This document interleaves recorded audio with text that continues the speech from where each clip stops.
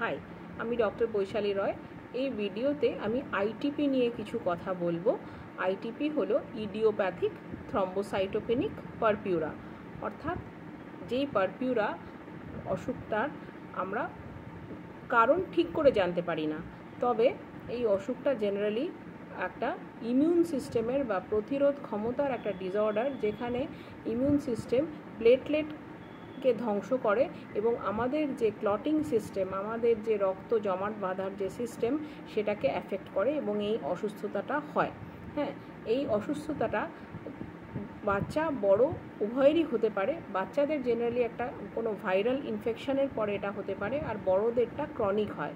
এই অসুস্থতায় কি হয় না, আপনার যদি কোনো সামান্য ধাক্কাও লাগে বা ধাক্কা নাও লাগে, আপনার চামড়ার তলায় লাল লাল ছিটছিট দাগ হয় এবং অনেক সময় রক্ত জমাট বেঁধে লাল রঙের মতন হয়ে থাকে।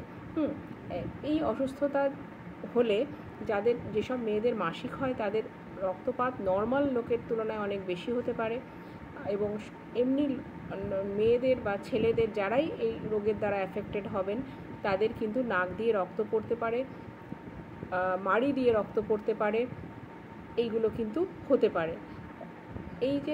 এই যে অসুস্থতা যদি মনে হয় যে আপনার বাড়ির কোনো মানুষের বা আপনার নিজের হয়েছে, সত্বর কিন্তু ডক্টরের সঙ্গে যোগাযোগ করবেন, কারণ এটা ফেলে রাখার মতন কোনো অসুখ নয়। ডক্টরের কাছে গেলে উনি আপনার পরীক্ষা নিরীক্ষা করে বুঝতে পারবেন যে উনি কিভাবে জিনিসটাকে সারাবেন। জেনারেলি এটা সারানোর জন্য স্টেরয়েড লাগে, বা যদি আপনার জিনিসটা অনেক গাড়িয়ে গিয়ে থাকে বা খুব সিভিয়ার হয়ে থাকে, সেক্ষেত্রে হয়তো ওনাকে সার্জারিও করতে হতে পারে। অতএব যদি এরকম কোনো সিমটম কারোর হয়, তাহলে এটা কিন্তু ফেলে রাখার জিনিস না, সত্ত্বর ডাক্তারবাবুর সঙ্গে যোগাযোগ করবেন। Thank you.